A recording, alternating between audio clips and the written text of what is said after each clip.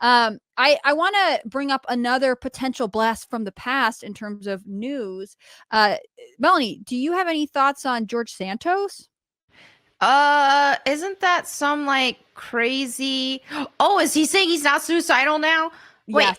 So he what? was a congressman and he was Okay. elected from New York, and he ultimately got removed from Congress because he was accused and got removed from Congress, then convicted of fraud and like stealing credit card and informations and Oh, embezzlement from people who had donated to his campaign. He was a Republican. He was like a very flamboyant gay man, but also from New right. York, also Republican. He was definitely like, to me, felt like an influencer who had been elected. Now I don't actually know that he had the big social media presence pre entering politics. But that could Uh, have been his intention. Because that's the thing is, I don't have a lot of trust in, and I know some people might get mad at this, but a gay Republican, it is an oxymoron. It's not, like I mean that's how Melanie's like, that's a red flag for me. it is. Like very secular Republican to me doesn't make sense. Like the Republican Party is supposed to be a lot more conservative and is supposed to be rooted more in Christian values. And I know a lot of people argue that and they want to act like you have a secular Democrat and secular Republican parties, but I just don't think that works. Then you're kind of turning you if you have no foundation, like the yeah. So if someone's like, "Oh, I'm a gay Republican, I'm a this Republican, I'm a that," and but they are intentionally living in counter to the word of God, then there's I don't trust it. I don't. There are some people who I still have love for them as people, but I don't really count them as actual. How conservative are you? You know, you So can't be you that don't conservative. feel like you're that surprised that he was ultimately convicted of fraud? That doesn't surprise me at all. Like this doesn't, because that's the thing is if you are loud and proud about living in sin, right? It's one thing to struggle with sin and to acknowledge that, hey, this is a struggle of mine and I'm really working hard to overcome it. There's a difference between that and just being, unapologetic about living in sin. And so if someone is unapologetic about living in one sin, well, then there's going to be others that we don't know about that they are that they're not just struggling with, that they're just actively pursuing, right?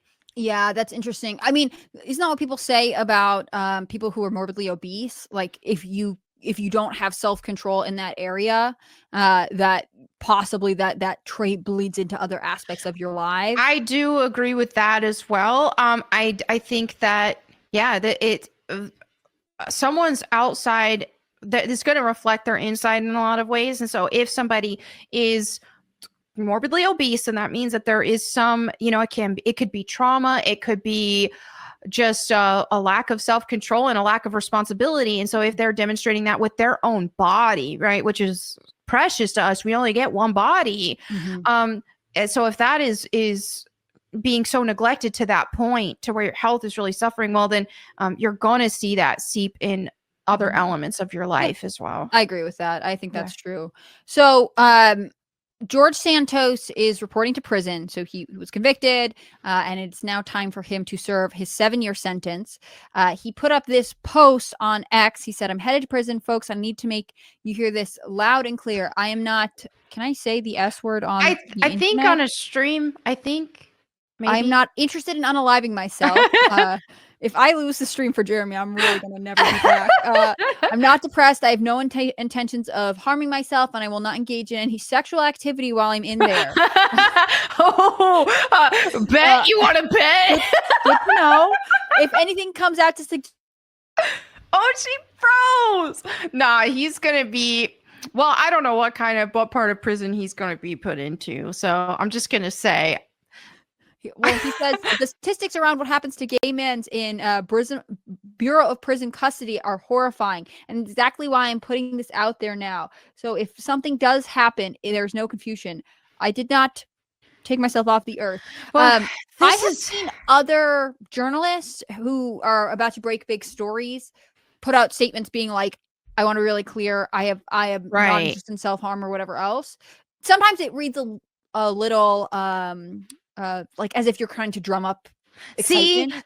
That's what I'm questioning. I can't help but question it. There's definitely legit scenarios where things like that have happened. Look at the McAfee guy, the antivirus guy. Yeah, like he's telling people, guys, like I am not going to unalive myself, just so you know, because he knew that he was in trouble. And I think in his case, it definitely appeared to be very legit of a situation to where he was genuinely, his life was genuinely at risk. But then you've got some people who will, they see how that is, and they will try to manipulate people into being more on their side, or to generate publicity by saying, by the way, guys, I'm not going to unalive myself, as if that's even a remote possibility of being staged for this guy.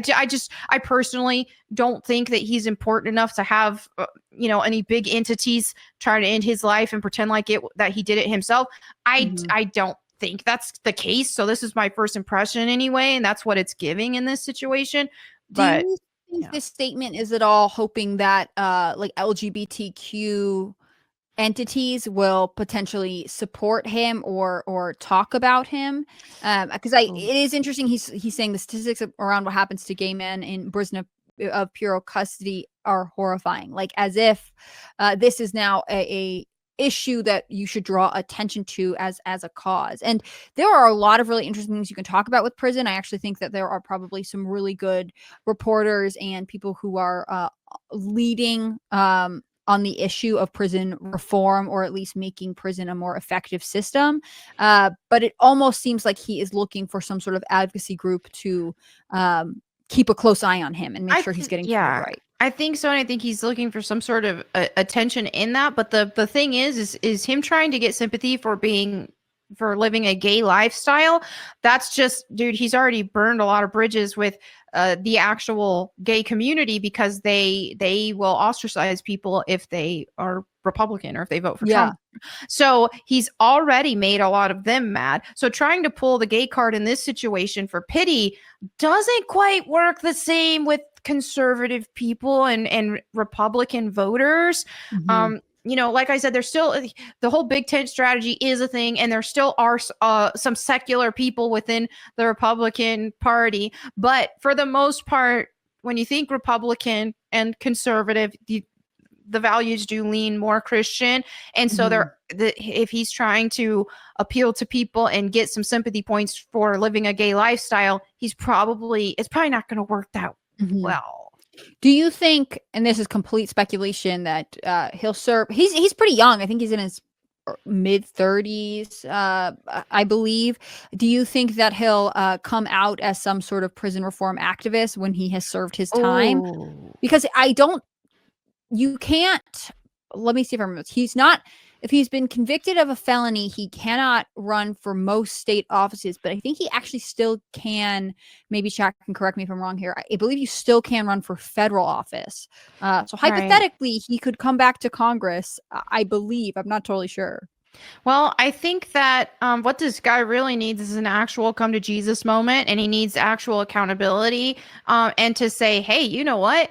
I did the crimes and I had to do the time for it. That was wrong of me. And I'm here to take accountability for that and to do better. But it already looks like he's taking some sort of a victimhood angle. And already inherently, when you're living loud and proud a gay lifestyle, and you're, doing the whole Republican thing and reaching people who, and speaking to people, trying to get support from people who are a lot more conservative and stuff, there is a disconnect there, and there is something at odds there. So of course I can't help but think, okay, what's his intentions?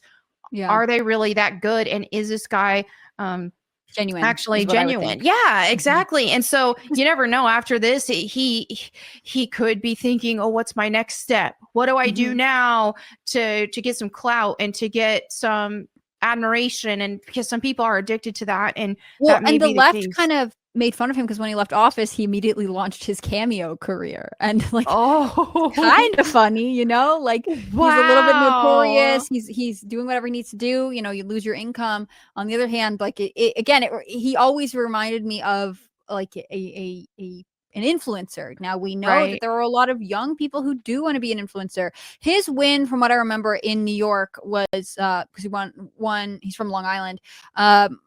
if I'm remembering correctly, it's funny how all of this stuff gets jumbled. But it was an upset. He was an unusual win, and there is hope, especially going into midterms, that Republicans will gain ground in previously blue strongholds, especially maybe not New York City itself, but the outskirts of it, and that could potentially have major influence in the state and in Congress.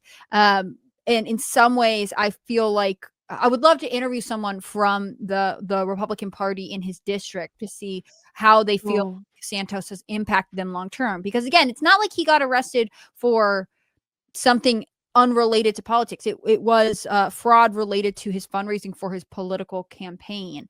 And if you are then the guy who has to follow up, I'm sure all of your donors are like, we're not sure we want to give you money, or at least our credit card information. Yeah, he's definitely hard to trust at this point. But I think the first red flag was gay Republican. Hey, Melonie has a new screening system for all of you. That's that, you know. And this is the thing, is speaking of like big tent strategies and trying, we need to appeal that, we need to get the gays in here and all this stuff.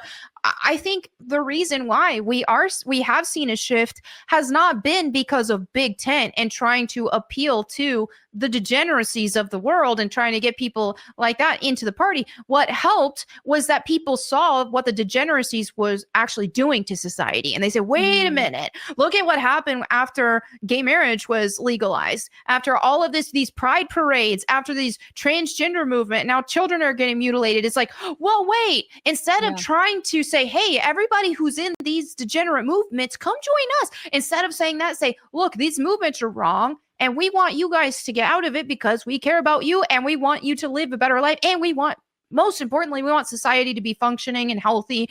And it's people seeing that, I got fooled. I thought that this was a love is love thing, but it turned out to be just a very demonic, evil thing that's hurting people and it's hurting society. Let me go ahead and vote, for Trump this time, because I don't want to see all this stuff be glorified in this. That is I think that is more effective than trying to say, we're gay too, guys. Yeah. It makes me think about I don't know how much you follow their work, but Gays Against Groomers, who were like, yes, we're gay, but we're not like that. We're not interested in those things. Like it is interesting that it became such a warped identity. It went from being like, love is love and you can't control who you love, to being like, I should be allowed to do whatever thing I want to do in front of whoever, whenever I want to.